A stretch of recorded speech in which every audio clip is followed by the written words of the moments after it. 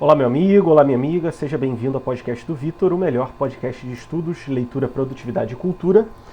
Estamos aqui em mais um episódio do nosso Clube do Livro, que é nosso encontro mensal que a gente tem para fazer uma análise de algum livro, de algum conto, alguma história. E hoje a gente vai fazer uma história que persegue o Quinha já há muitos anos e que, desde o começo do Clube do Livro, a gente está falando que ia fazer, só que demorou um pouco, né? Mas fizemos, que é O Médico e o Monstro. O Médico e o Monstro é uma história super conhecida, né? Bomba aí nos filmes de terror e tudo mais. Basicamente é o Dr. Jekyll, né? Que é um médico respeitado, que ele toma uma poção, uma bebida lá, e ele se transforma no Mr. Hyde, que é um monstro. Então por isso que é o Médico e o Monstro. É um clássico aí de terror. E hoje nós vamos debater nós três aqui, né? Eu, Kim e o João. E basicamente essa é a história que eu já falei. O livro ele tem uma abordagem diferente, mas depois a gente vai falar sobre isso também, mais de mistério mesmo, de saber o que vai acontecer. Mas eu primeiro queria saber primeiras impressões de vocês dois, o que vocês acharam. Vamos lá, primeiro de tudo que realmente é um livro que me perseguiu já, sei lá, cara, talvez há uns 10 anos, né? Que eu ouço falar essa coisa de Dr. Jekyll em Mr. Hyde, cara, em música. Sei lá, às vezes eu vou ver uma série e tem esse comentário, porque é uma expressão até famosa nos Estados Unidos, né? Uhum. Uma pessoa, quando vai se referir a uma pessoa que toma atitudes diferentes, uma pessoa que tem duas personalidades, né? Que nem fala Tipo duas caras, né? É uma pessoa que é duas caras, né? Então é uma expressão muito famosa nos Estados Unidos. Então é comum você ver em filme, série, até em música. A música que eu me lembro se chama Natives, do Blink, que fala disso de Mr. Jekyll. Não, Dr. Jekyll e Mr. Hyde, Aham. né? Então esse livro aí, cara, tipo, essa história sempre me perseguiu. Aí eu vi às vezes alguma coisa do filme, aí vi essas expressões. Até que um dia eu passei numa banca de jornal que tem aqui perto de casa e tava vendendo esse livro. Eu falei, não, cara, não é possível. Eu vou ter que Tem que comprar e vou ser, ter né? que. Vou ter que ler. Aí ele tá bem aqui, daqui a pouco eu pego pra mostrar. É uma edição de uma série de mistérios e terror que teve aqui recentemente. Então, o meu irmão acho que até comprou um outro livro dessa série aí. Mas foi isso, eu finalmente consegui ler. O livro gostei bastante. É bem mistério mesmo, tipo. É interessante, né? Não é aquele livro que vai mudar a sua vida. Mas é interessante, é um mistério muito bom. E o filme, tipo, como eu tava tão no hype, eu aproveitei e vi o filme também ontem. O filme é de 1931, né? O clássico, o primeiro. Uhum. E também é legal, cara. Foi o primeiro filme que eu vi, assim, muito antigo. E eu tinha certo preconceito, né? Achava que ia ser horrível, que a atuação seria tosca pra caraca. Tipo assim, realmente a atuação é bem diferente do que a gente vê atualmente. Mas ainda assim, o filme é bom, só que ele tem uma abordagem completamente diferente do livro. Aham. Isso a gente pode falar mais pra frente. Deixa o meu irmão falar um É. pouco agora aí. Boa, fala aí, João, o que você achou? Pô, eu nem sabia que tinha filme, cara. Assim, eu fiquei um pouco decepcionado, não que o livro seja ruim, mas eu esperava algo totalmente diferente. Bom, não é por isso que eu fui decepcionado, né? Tipo, beleza, ser diferente do que eu esperava, até porque o que eu esperava foi feito na minha cabeça por conta da cultura pop aí ao longo dos anos, né? Então, provavelmente seria diferente. Mas eu achei muito, como posso dizer, muito simples mesmo, entendeu? Uhum. Uhum. E nessa época aí, até que ficou meio ruim pra gente fazer esse de Halloween, porque poderia ter feito outros bem melhores, mais de terror assim, né? E nessa época já tinha, deixa eu até ver de quando é o livro, já tinha livros de terror. É de 860 e pouco, eu acho. Então, acho que o Poe é de 40 e pouco, né? Não sei. Então, assim, já tinha histórias de terror mais bem rebuscadas, entendeu? Então, sei lá, cara, ficou uma parada meio assim, só teve, acho que nas últimas páginas que teve alguma coisa pra mim interessante, sem contar que eu já sabia o que estava acontecendo, então todo aquele mistério. Uhum. Assim, quando o livro é muito clássico, mesmo que você saiba o final, não importa, né? O que importa é a reflexão, o aprendizado. Sim. Nesse, não, pra mim, não teve isso, só no final mesmo, e ainda assim foi algo que me fez pensar só um pouquinho, Foi essa impressão que eu tive também. Mas, entendeu? tipo assim, eu imagino que. Não que seja terror, né? Acho que nem pra época chegava a ser assim um terror, mas eu acho que pra época foi um mistério bom, sabe? É mais um suspense, né? É um mistério, não chega É. a ser, não é um terror, é um mistério. O segundo livro de terror, assim, clássico, que eu fico meio decepcionado. O primeiro foi... que a gente pode até falar sobre ele depois, vocês podem ler também. Foi As Montanhas da Loucura, do Lovecraft. Todo mundo fala boa. dele, né? Eu li esse livro, fiquei um pouco frustrado também. Mas, tipo assim, diferentemente desse do Mr. Hyde... Quer dizer, na verdade ele deixou um legado que tu vê até hoje. Até hoje estão usando o Hulk aí pra ganhar dinheiro por causa da história desse cara, né? Uhum. Mas... E a She-Hulk também. Não, aí eles já deturparam tudo. Tu viu umas imagens aí que tem tipo o Hulk com um moleque Hulk criança com a She-Hulk, cara. Meio calvo. Não. Mas tipo, o Lovecraft, ele claramente, cara, ele domina ainda, a influência dele domina a cultura, entendeu? Aí. Uhum. Rapidinho, vamos abrir umas aspas aqui. Ô João, eu tava falando com o Quinha de mês que vem digamos assim, não queria dizer homenagem, né? Mas por causa do golpe da República, da gente ler a carta do Pero Vaz de Caminha, que é pequena e tipo, é um clássico que eu já quero ler há mó tempão e o Quinha também. Pode ser, cara, mas mês que vem não sei se vai dar pra eu fazer, né? Não, beleza. Mas de qualquer forma fica avisado aí pro pessoal que... Não. Mês que vem dá. No dá. Outro que não dá. É tipo umas 20 páginas, é pequenininho. Mas de qualquer forma, fica aí avisado pro pessoal. Mês que vem, Carta de Pero Vaz de Caminha, dá pra achar em qualquer lugar aí, de graça. Então, é mais por uma curiosidade histórica, né? É a primeira obra literária do Brasil. Então, voltando, tem o... Rapidinho. Sim. Inclusive, eu tentei ler um pouco no original a carta. Difícil? No lá de... Cara, tipo assim, acho que se você tiver um costume, tipo assim, pelo menos um conhecimentozinho, você consegue ler tranquilamente. Sabe? Entendi. Beleza. Então, aí tem algumas coisas aí que eu queria falar a respeito disso. Primeiro é que, por acaso, eu fui nos filmes clássicos que estavam sendo exibidos lá no Centro Cultural aqui do Rio de Janeiro. E aí eu fui ver esse O Médico e o Monstro. E também, realmente é bem diferente, né? Eu não lembro tanto igual o Quinha, mas ele vai poder falar melhor. E, cara, a principal coisa que estraga um pouco a experiência é que o livro, ele só revela mesmo que o monstro, né? O Dr. Hyde é o médico lá no finalzinho. E esse é o grande enigma. Quem é o Mr. Hyde e tal. Por mais que ele só lendo já desse a entender, né? Você fica ali um mistério, digamos assim. Enquanto que na cultura pop todo mundo sabe que o médico e o monstro, né? Quem é. Inclusive nos filmes ele pelo menos, assim, não sei se era assim, mas se eu não me engano já mostra logo que era ele mesmo, né? E o foco é nele mesmo, né? E aí então, meio que isso estraga a parada. É um spoiler. Terminou aí? Sim, falei. Então, só pra esclarecer, né, antes de eu falar, essa foi a versão que eu comprei, tipo, é bonitinha, tem umas coisas assim interessantes, tipo o início do capítulo, sabe, tem um estilozinho assim legal. E foi só R$20, então um achado, né? É verdade.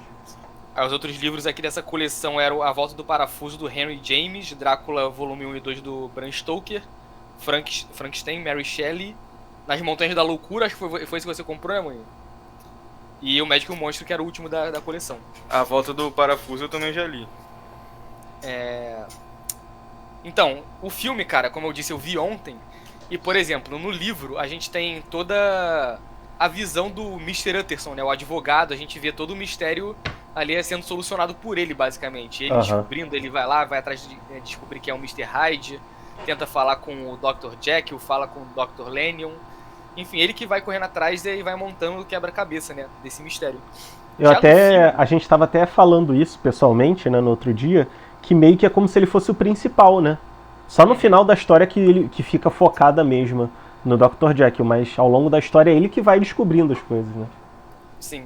O último capítulo, né, que é o depoimento lá do Dr. Jekyll, que fala como as coisas aconteceram, o que ele pensava e tudo mais, então seria ele mais uma análise dos sentimentos do Dr. Jekyll. E o filme, ele é mais baseado nessa parte. Sim. Cara, no filme, eu acho que tem o Mr. Utterson aparece 2 vezes e, sei lá, não dá nem 10 segundos, ele não tem nem 5 falas no filme. Enquanto o filme é todo voltado pro Dr. Jekyll, ele já começa o filme dando uma palestra sobre a possibilidade do homem se dividir em dois e tipo, se libertar, tipo, o lado bom se libertar do mal, e que dessa forma o bom seria capaz de, tipo, de conseguir atingir patamares cada vez melhores, né? Porque ele tá livre da maldade, e o mal vai poder fazer tudo o que quiser sem ter piso na consciência, tipo isso. Isso aí. Então já de cara ali, sei lá, acho que em 10, 20 minutos de filme ele já toma a poção, já mostra que ele é o Mr. Hyde, e ele começa a fazer todas as canalices dele, né? Só que a diferença no filme é que ele tem uma noiva, né, como o Dr. Jekyll, ele tem uma noiva que ele tá tentando se casar com ela, ele ama ela de verdade e tudo mais, só que o pai dela lá, que é um daqueles generais antiquíssimos da Inglaterra, não quer que eles se casem logo, ele é um cara muito rígido. Mas enfim, o Dr. Jekyll é um cara completamente respeitado como no livro. E como o Mr. Hyde, ele também meio que se aproveita de uma mulher assim mais vulnerável, uma mulher pobre, obriga ela a casar com ele, ele bate nela, enfim. Ele é o maior canalha, trata ela malzão, enfim. E coisas muito piores que a gente sabe que acontecem, mas não deixa ali explícito no filme. Isso aí. Mas aí o filme vai explorando isso e, tipo, o sofrimento dele de querer se afastar do Mr. Hyde, né? Que nem é no final do livro. Mas o Mr. Hyde começa a tomar conta do corpo dele e assumir mesmo sem ele tomar a poção. E isso tem uma relação... Cara, isso aí é uma parada que eu tô começando a estudar, a investigar, que é sobre o Jung, né? O Jung é um dos principais psicólogos da história, né? Junto com Freud, Adler. E ele fala desse negócio do... Agora eu esqueci o nome da sua sombra, né?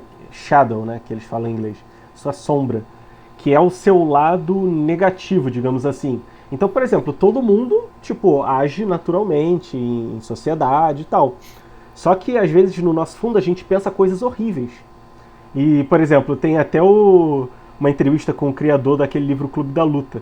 E ele tava admitindo pro cara, pô, o meu pai me encheu o saco pra eu apresentar uma mulher pra ele, porque ele se separou e ficou garotão. E, pô, eu me sinto culpado, porque quando ele morreu eu me senti aliviado que ele nunca mais ia me encher o saco com isso.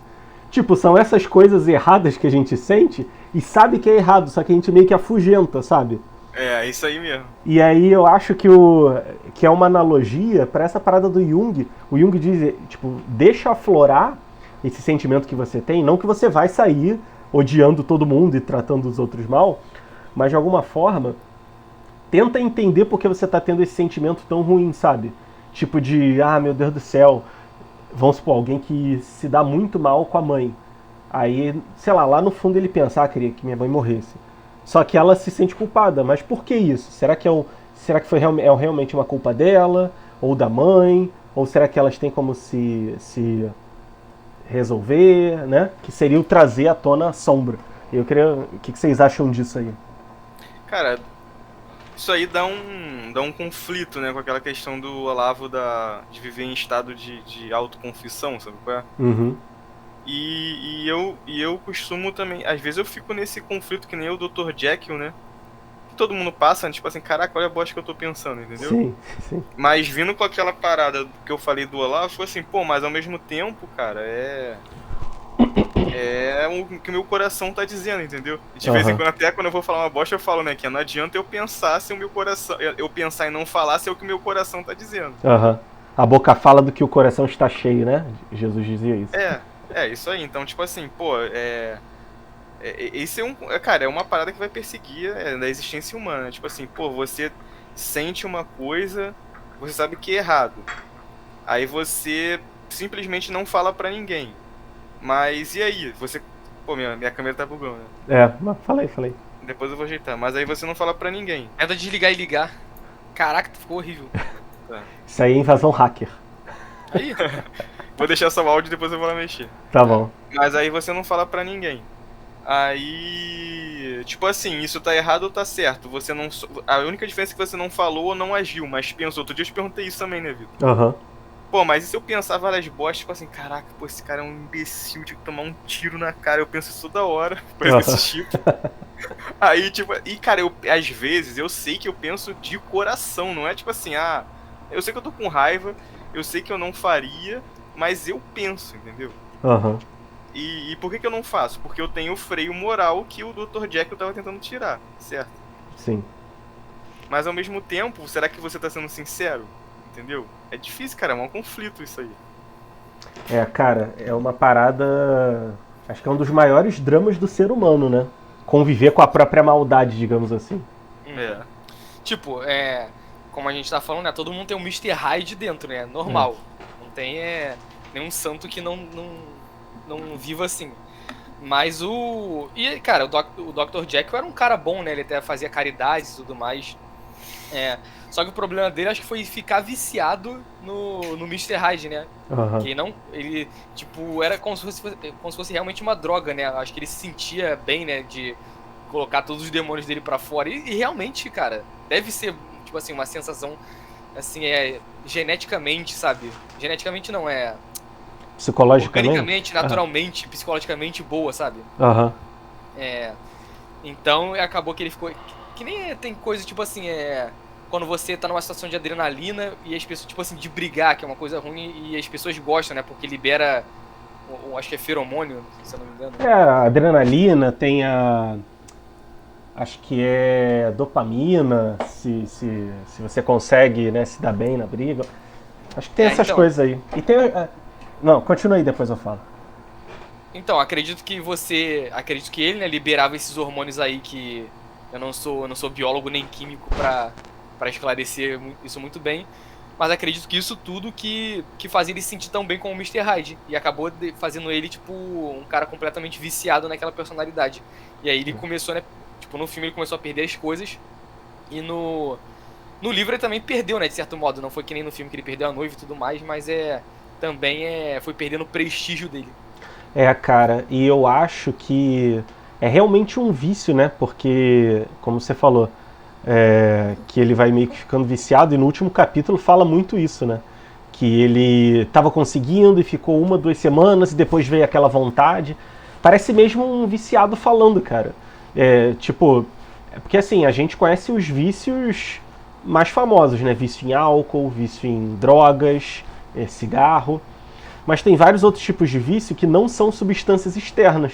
Tem mó galera aí até que debate vício em pornografia, tem gente até que tem vício em roubar, né, que é a cleptomania, né, é uma doença. Tem até na novela que a Cristiane Torlone, aquela atriz, ela ia lá, roubava as coisas e tal. E era um vício, e até, cara, vício em mentir, cara. Vício em mentir é um negócio que Não, vício em mentir, cara, sempre tem aqueles caoseiros que É. um caô brabo que não tem como acreditar, e mesmo assim a pessoa mente. Cara, muitas vezes eu acabava falando pequenas mentiras pra evitar conflito. Tipo, vamos supor, tá atrasado, tô saindo de casa. Começa assim, e vai piorando. E daqui a pouco, ao invés de tu dar uma explicação mais longa, só que é a verdade, tu fala uma mentira. E aí realmente vira essas pessoas, cara, viciada em mentir. Cara, tem uma pessoa aqui que é conhecida de um familiar. Pera aí, Quinha, pra tu o Vitor tá ruimzão, tá tipo travando com a imagem ruim? Ih, acho que eu vou... Som. Eu tô sem som? Ou é o Quinha que tá sem Quinha. som? Ah, tá. O Quinha tá sem som. Mas tá dando pra me ouvir? Tá. Não, beleza. Pronto, porque... voltei. Show. Não, só pra... E o Vitor pra mim no Dixie sempre tá assim, não sei porquê. Queria saber se era daqui ou se era da casa dele. Como minha tela que tá gravando e no meu tá normal, então vai assim até se der mais um problema maior eu tiro. Mas, E aí, tipo, começa devagar, né? E você vê, tem uma conhecida da minha mãe, cara. Já falei até de que parente é, mas enfim, né? Uma conhecida da minha mãe, cara... Ela mente que nem sente, assim, e você vê claramente que é mentira, sabe? E aí você tem que ficar assim, tá bom, né? Tá bom, fulana, é isso aí. Cara, é um negócio horrível, imagina você ser essa pessoa, né? E tem gente que é viciada, sei lá, a gente até fala, por exemplo, eu e o João, a gente fala muito do negócio de reclamar, né? Que a gente tem essa coisa de, às vezes, estar reclamando sem nem perceber. Também é um vício, claro que não é um vício, mas é uma coisa que a gente está acostumado, né? E aí, nesse caso, eu acho que é um vício... Realmente, deve liberar hormônio lá pro Dr. Jekyll. Mas acho que também tem essa coisa psicológica do cara querer vivenciar aquele negócio. Cara, mas eu acho que na história ali não era, assim, necessariamente isso que a gente tava falando, de mentir ou coisas nesse sentido, né? Mas sim de fazer as coisas que dão vontade, que são as coisas que você sente, só que você não tem nenhum freio. Então, tipo assim, o cara lá começou a esculachar ele foi lá, bateu no cara até matar. Né? Sem nenhum freio moral, assim, né? Isso aí, tipo, a garota passou na frente dele, atropelou e pisoteou a garota dane-se. Por exemplo, no filme, é o que eu tava falando pro Vitor um pouco antes de começar, que o filme não tem nada a ver com o livro, mas é tipo assim, é uma história que você vê, que é uma história possível, sabe? Os eventos que acontecem ali são todos possíveis. Por exemplo, no filme, como eu falei, ele já é noivo de uma garota lá, a Muriel, ele é completamente apaixonado por ela, e certa feita ele tá saindo até da casa dessa noiva dele com o Dr. Lanyon, o amigo dele, e ele vê um cara batendo numa mulher na rua, assim, num bairro pobre. Aí ele vai lá, ele resgata a garota, bate no cara, ele como Dr. Jekyll ainda. Aí ele expulsa o cara e salva a garota. Aí ele leva a garota até a casa dela, tipo, deita ela na cama, e ela começa a dar mal mole pra ele, tipo, pega a mão dele, coloca na perna dela. Ela vai lá, ela tira a meia calça, né? Aquelas roupas de antigamente, né? Tira a meia calça, joga nele. Aí ela fala pra ele ficar examinando ela e tudo mais. Aí quando ele vai chegar perto de novo, ela tipo, tirou a roupa toda, só que tá debaixo do cobertor. E ela vai lá e beija ele. Aí ele meio que empurra ela assim e fala, não, eu vou aceitar isso aí só como pagamento da consulta. E até o amigo dele pega ele no flagra lá, mas realmente ele não queria fazer nada de errado. Ele tava tentado, mas ele não tomou atitude nenhuma. Aí quando ele se transforma em Mr. Hyde, a primeira coisa que ele faz é ir atrás dessa mulher. Ou seja, porque como ele ficou tentado como o Dr. Jekyll, sabe? Mas a coisa moral dele, né? A balança moral dele não permitiu fazer nada, até porque ele tinha noivo e tudo mais. Ele teve que se transformar em Mr. Hyde pra ir lá e fazer tudo sem ter peso nenhum na consciência. Cara, e eu acho até que isso tem muitas pessoas que fazem, assim, pessoas que às vezes você vê que fazem questão de mostrar que são muito corretas. Eu já suspeito que a pessoa por trás ali tem alguma coisa de errada, sabe? Pô, eu não suspeito não, eu tenho certeza. Cara, quando o cara é muito certinho, quando o cara é muito simpático, muito legal, todo mundo gosta dele, pode ter certeza que é um canalha. Pode ter certeza. É isso pode aí. ter certeza. Porque ele não pratica a confissão, entendeu? É uma... Parece que na aparência é a vontade de querer estar bem, querer ser considerado, que em algum lugar vai sair aquilo ali, né? Cara, hoje na internet fica muito claro aí com a branquitude, né? As pessoas super do bem, que querem o bem do mundo, de todas as pessoas felizes, porra. Tu vê que é só canalha, né? E você vê, por exemplo, elas... não, somos a favor, sei lá, dos pobres e tal. Aí, vamos usar um exemplo de eleição, né? Mas quando o pobre vota em alguém que ela não quer, só falta esculachar, ser racista, humilhar a pessoa. E é uma pessoa só concreta, né? E faz não isso, né? Tipo, não, hoje mesmo eu tava vendo no Zona Rubro-Negra, né? O cara falando, a mulher a mulher rica tá passando na rua, aí vê um negócio peludo assim no canto, né? Ela, ai, coitadinho, o cachorro. Aí ela vai lá ajudar o cachorro, quando ela vê que é um mendigo, sai daqui, mendigo! É isso aí. É isso aí. Ai. Isso aí o cara do vídeo falou? Muito bom, cara. Não, e aí essa parada. Às vezes a pessoa, ela é boazinha quando ela fala no abstrato. Adoramos os pobres, adoramos sei lá o quê. Mas quando ela lida com um pobre de carne e osso, uma pessoa real, às vezes ela trata super mal, sabe?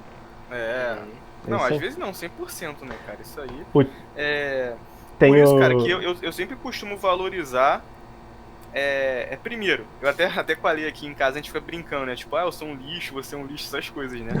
Mas é porque a gente realmente é um lixo, cara. A gente é uma bosta, que nem o Dr. Jekyll, a gente pensa bosta o dia inteiro, a gente pensa maldade, muitas vezes a gente, discute com uma pessoa que a gente gosta, sei lá, tu discute com a tua mãe, por que você não teve mais paciência, Ou então tu discute com um amigo, distrata alguém assim, não distrata ninguém na rua, mas às vezes você faz uma pequena grosseria que você poderia ter evitado, sabe? Então assim, você tá sempre ali encostando na maldade, sabe? Uhum. E você reconhecer isso é é o que mostra no livro, né? Você tem aquele freio moral de você reconhecer, você ficar se sentindo mal, e porque você se sente mal por conta das cagadas que você faz ou pensa, você tenta sempre, ao longo da vida, melhorar, né? Pô, não vou mais fazer isso, não vou mais fazer aquilo, quero deixar de ser assim e tal. Agora, aí o cara que na cabeça dele ele é perfeito, Exatamente. pô, ele nunca vai tentar rever nenhum ato, ele sempre tá certo, né? Todo mundo que tá errado, etc. E às vezes a Aí. pessoa... Falei. Não. Complementa aí. Não, ia dizer que às vezes a pessoa ela se dá conta do erro e joga para fora, não vou pensar nisso, não vou pensar nisso. Mas às vezes se ela ficar refletindo, como eu falei lá no início, por que eu tô pensando isso aqui? Será que isso tem razão de ser? Será que eu tenho que mudar minha atitude? Será que o erro é da outra pessoa? E fizer um exame de consciência mesmo, ao invés de fugir do mal, ela pode até realmente se tornar melhor. Ao invés de achar que tá tudo certo e dane-se só assim mesmo e tá tudo bem e tal. Então, hoje mesmo, né, agora, antes de eu chegar em casa, eu tava com meu amigo Matheus, um salve aí pro Matheus, caso um dia ele ouça isso aqui. Manda pra ele, pô. Já vou mandar. Então, aí, eu tava conversando com ele, tipo assim, coincidentemente, né, sobre isso, sobre como você não ser um canalha, cara. Às vezes é ruim, porque você sendo um canalha, você não tem esses problemas, você não precisa refletir, você não precisa fazer autoconfissão, nem sentir mal com certas situações. Mas também vem aquela questão da dualidade das coisas, né? Por exemplo, só existe felicidade porque existe tristeza, né? Uhum. Só existe, sabe, os opostos, né? Os opostos só existem porque existe um ao outro. Então, o cara que é canalha, mesmo ele não tendo essa consciência, né? Essa balança moral, talvez ele não seja feliz, sabe? Também não consiga ter felicidade porque ele não tá não conhece esses opostos da tristeza, então ele também não pode conhecer a felicidade, sabe? Cara, que geralmente o cara que é canalha, e eu acho que isso no Bostil é uma realidade, né? Mas talvez no mundo de hoje é sempre ligado a coisas materiais, né? Então, assim, por mais que não seja materialmente dinheiro, né? Ou então, pô, uma coisa que ele quer ter, mas até as ações dele relacionadas aos assuntos da alma são materiais, entendeu? Então, tipo assim, ele tá sendo canalha com os outros porque ele quer se sentir bem, que tipo assim, ele quer sair bem na fita, na internet, ou na empresa, ou no trabalho, ou na família, sei lá, ele quer mostrar que ele é perfeito, que ele é superior e tal. E é quase como se ele tivesse, sei lá, um status ali, mas uma coisa material mesmo, entendeu? É até difícil colocar isso em palavras.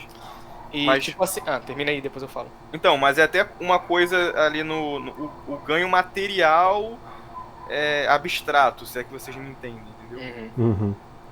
E tipo assim, essa discussão que a gente tá tendo agora, que o livro trouxe de certa forma, óbvio que é bem simples, né? Mas a gente tá conversando aqui, fez a gente conversar.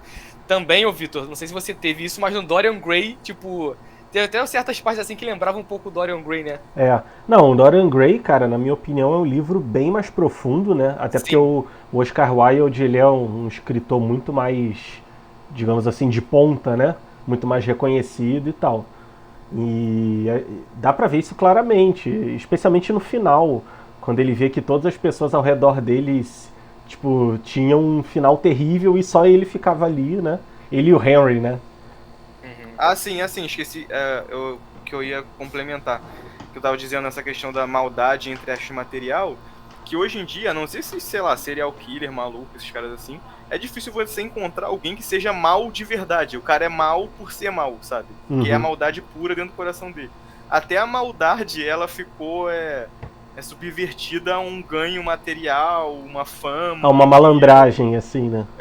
Não é? Até a maldade, tipo, das histórias, tipo Sauron, né? Que é a maldade pura. Até o próprio Sauron na série, né? Virou um malandro. Isso aí. E eu lembrei de uma frase do Chesterton, né? Lembrando aí o que o Kim tinha falado, de que o cara mal, ele não consegue ser feliz por não conhecer, né, o bem e o mal. Ele dizia que o mal, quem é mal mesmo, muitas vezes ele só conhece o mal. Mas o bom, necessariamente, ele tem que conhecer o bem e o mal. Porque... E aí ele termina a frase, né? Mas já a impressão que eu tenho é que o bom, que ele só conhece o bem, ele não é uma pessoa boa de verdade, ele é um bonzinho, assim, né?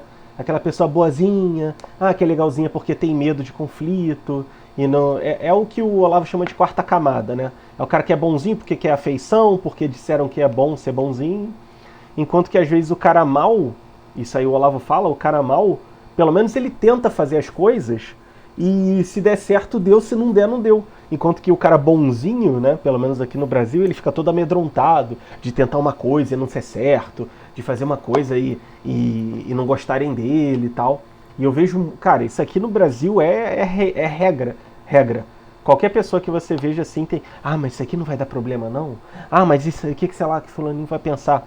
Enquanto o cara mal, cara, ele pode entrar pro tráfico e morrer. Mas eu vejo isso aí, eu vejo isso como um tipo de maldade também, entendeu? Esse bonzinho, digamos assim. Ser bonzinho aos olhos aí vamos dizer assim, da sociedade, né? Uhum. Porque o cara, ele acaba dessa forma, ou se omitindo, né, frente a situações ruins, ou até fazendo coisas ruins para evitar um transtorno, né? Então, eu vejo isso como maldade, não como bonzinho, né? Também tem essa questão dos conceitos, né, de bom e mal, que até isso fica confuso, né? Tipo, sempre o cara que o cara faz tudo que as pessoas mandam e nunca destrata ninguém. Esse aí é bom. Como assim, sabe? O cara tem que aceitar tudo e ele é bom. Né? Não, e a gente vê isso, cara, até em qualquer coisa de cultura pop.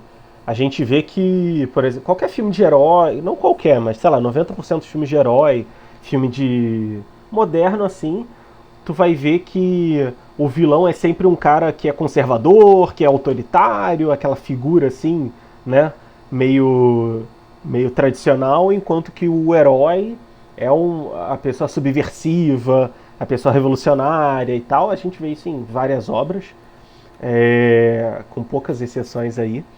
E existe realmente essa deturpação, né, de que necessariamente o cara bom é o cara que subverte a ordem e tal, e aí, enfim, acaba já entrando numa coisa de política, né? Travou. Travei? Tá me ouvindo? Se você terminou de parar no política, foi isso aí mesmo? Tá, terminei no política, é isso aí. Então tá certo, deu pra pegar. Mas beleza. assim, cara, no livro, o que eu entendi era que a maldade do Mr. Hyde, tirando esses atos que ele fez de matar um cara e atropelar a garota, me pareceu que era mais, tipo assim, o cara pegar a mulher, o cara ir pro bar e beber e dane-se. Uma coisa carnal, né? Hã? Uma coisa carnal, né? Ele até fala assim, tem uns hábitos que eu tenho, tipo assim, meio desconcertantes, algo nesse sentido, né? Eu entendi dessa forma. E outra coisa que eu fiquei na dúvida, que eu queria saber de vocês também, é que no final, eu entendi que ele se matou, o Mr. Hyde, né? Mas ao mesmo tempo, na carta, quando o cara, também fiquei confuso. Lê a carta, me pareceu que o Jekyll ia se matar, mas era pra chegar lá no corpo do Jekyll, né? Mas tava o corpo do Hyde. Então, será que ele morreu, ele se matou e mesmo assim o corpo se transformou? Ou ele se transformou e depois acabou morrendo como Hyde? Não sei. Ou ele se transformou de vez e não conseguiu mais voltar pro Jekyll? Talvez seja uma analogia de que quando ele morreu ele voltou à verdadeira forma dele, né? Que é a que estava dominando, e talvez fosse o Hyde. Mas eu não sei se o autor pensou nisso, né? E tipo assim, eu também achei, cara, que ele conseguia, mesmo como Hyde, ele conseguia ter lapsos de consciência, né? Como o Jekyll. Então eu acho que tava ali se misturando. Só que eu pensei assim, porque o que é? O Dr. Jekyll é o ser humano normal. O Mr. Hyde é a parte ruim do Dr. Jekyll, né? Então, tipo assim, o Dr. Jekyll, ele tem a parte boa e a parte ruim. Não é que o Dr. Jekyll é a parte boa e o Hyde é a parte ruim. Isso. O Jekyll é a parte boa e ruim e o Hyde é só ruim. Correto? Então, se a partir do momento que o Hyde começa a ter lapsos de consciência do Dr. Jekyll, ou seja, arrependimento, eu não posso mais fazer isso, eu tenho que voltar ao normal, ele tá se transformando no Jekyll de novo. Vocês não pensaram nisso? Não, isso é bom mesmo. Tipo, eu não cheguei a pensar nisso, mas isso faz sentido. E, inclusive, tem uma parte que ele fala assim que ele tinha que usar o pouco, tipo, não foi consciência exatamente que ele usou, não foi essa palavra, mas ele tinha que usar o resto de consciência que ele ainda tinha pra escrever a carta, né? Isso. Ele falou isso, realmente é um pensamento bom isso aí. Talvez Mas eu tenha não sei, sido... calma aí, rapidinho, mas talvez seja só um simples fato de que ainda é a mente dele, sabe? Ele não muda de personalidade completamente, ele só é um cara inconsequente, ele só se torna uma pessoa inconsequente. Não, então, mas é totalmente inconsequente, totalmente, entendeu? Totalmente inconsequente, mas ainda é ele. Sabe? Isso, ainda é ele, mas ele não estaria preocupado, tipo assim, eu tenho que voltar, ou então eu tenho que deixar uma carta. Mas talvez... Dane-se, entendeu? Talvez seja até uma falta de profundidade da história mesmo, porque talvez se o autor ele abordasse que o Dr. Jekyll ficasse uma pessoa muito boa quando ele ficava como Dr. Jekyll e muito má quando ficava como Mr. Hyde, aí não daria essa impressão, né, de que o Dr. Jekyll é o bom e mal ao mesmo tempo. Eu acho que se ele talvez fizesse uma história mais longa, o Dr. Jekyll seria uma pessoa muito melhor, porque o Dr. Hyde ficaria com toda a parte ruim, só que aí ao mesmo tempo o Dr. Jekyll ele não ia conseguir, ele não ia nem ter vontade de voltar a ser o Mr. Hyde, né? Então é um dilema, né? Um personagem confuso. E a missão dele que era alcançar, tipo, como se fosse a pura maldade numa forma e a pura bondade na outra não aconteceu, né? Porque a pura bondade também não rolou. É o yin e yang, né? Que a luz tem que ter um pontinho de trevas e as trevas tem que ter um pontinho de luz, né? Senão fica uma desordem total. Inclusive no filme ele fala, tipo, meio... O Dr. Lanyon dá um esporro nele, que ele tá desafiando, tipo... Como se fossem as leis de Deus, né? Então tem até essa abordagem também no filme. E, cara, foi muito estranho ver um filme, tipo assim, que todo mundo já morreu há muito tempo. E, cara, em filme, assim... Acho que tu deve ter reparado, as atuações são todas muito exageradas. Tu chegou a reparar isso? É bem caracterizado. Acho que é caracterizado que fala, né? É meio exagerado, porque assim, no teatro os atores têm que ser exagerados, porque tem o público lá atrás que não vai entender a tua expressão se tu não for exagerado. E no começo do cinema, como não tinha ator de cinema, eles pegavam os atores de teatro, por isso que eles eram assim. Então, no começo, realmente, o cinema, especialmente, cara, se vocês forem ver filme mudo, tu vai ver, tipo, os caras estão aqui de boa, aí do nada, aí tem mó exagero mesmo, cara. É muito engraçado, muito engraçado. Especialmente filmes dos alemães, que teve o impressionismo alemão, um movimento aí que era uma doideira. E, cara, uma coisa curiosa que tem dos Estados Unidos de filmes antigos, agora mudando um pouquinho de assunto, né? Inclusive no bebê de Rosemary, né? Que é dos anos 60, mas ainda assim, tipo, que é bem mais recente, né? São 30 anos de diferença do Dr. Jekyll e Mr. Hyde. Tipo, eles forçavam muito o sotaque britânico, cara, nos Estados Unidos. Eu não sei se era uma coisa mais elegante, sabe? Mas eu não acho que forçava não, acho que era natural.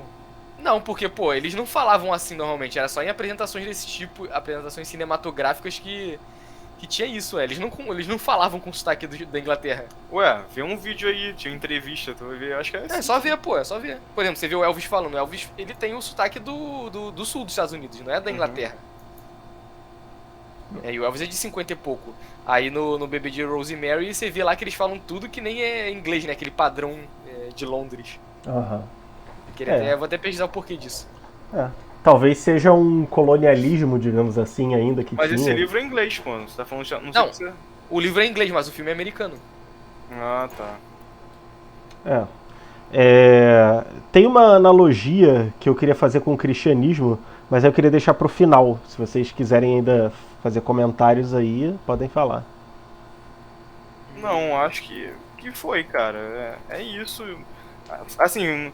Eu falei que fiquei frustrado, mas não é um livro ruim, é bom, entendeu? Só que eu esperava mais, eu esperava que ia ser, tipo assim, não nível Corvo, mas nesse patamar aí, entendeu? O livro vai ficar, caraca, pô, isso aqui, maluco. Sim. Entendeu? Tipo assim, vale a pena ler, só que acho que é legal ler quando você é, tipo, novo, né? Uma das primeiras introduções na literatura. É bom. E o meu último comentário também não tem, tipo, né, a ver necessariamente com a história. Mas o Vitor, como ele leu Dorian Gray, também deve ter percebido que, tipo, o Vitor, não parece que na Inglaterra tem muito essa questão de títulos, sabe, a sociedade, assim, uma alta sociedade, né, é muito louco, né, cara, eu acho isso maneiro, a questão assim da Inglaterra. O Olavo falava do Bruno Tolentino, que era um poeta amigo dele. Se eu não me engano, ele foi dar aula na Inglaterra. E lá eles têm o negócio de, se eles vão chamar um professor universitário para dar aula na faculdade, ele tem que ir numa reunião que vai ter toda uma coisa de etiqueta que o cara tem que seguir. Se ele seguir, ele vai ser aceito na universidade. E aí falaram que na sobremesa deram uva para ele. E aí queriam ver como ele ia se comportar. Se ele ia cuspir a uva, o que ele ia fazer.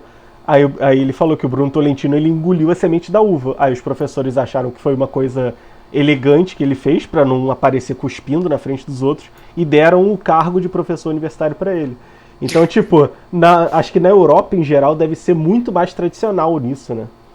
Acho que então, era exatamente isso onde eu ia chegar. Tipo, será que é uma coisa da Inglaterra daquela época ali, né? Final do século XIX? Ou será que é uma característica, assim, de uma sociedade monárquica que tem toda essa questão assim, hierárquica, sabe? Porque por mais que tenham outros países com monarquia, cara, o mais conhecido é a Inglaterra, né? Essa coisa muito tradicional. Acho que, tipo, na França não deve ser assim, porque a França é o berço de todas as ideias erradas, né? Mas, por exemplo, na Inglaterra, é o berço de tudo isso. Mas, sei lá, acho que na Inglaterra deve ser meio que assim, né? Até hoje, talvez, não sei.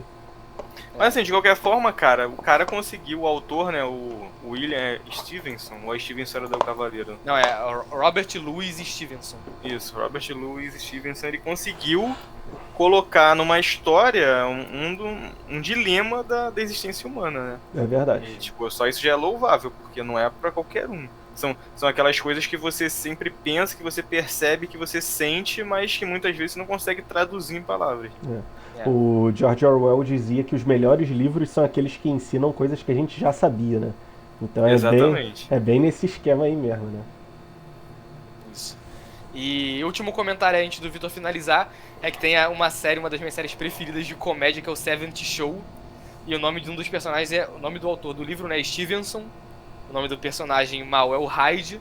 E no 70 Show tem o Steven Hyde. Então eu acredito também que deve ser alguma pequena referência ao livro, né?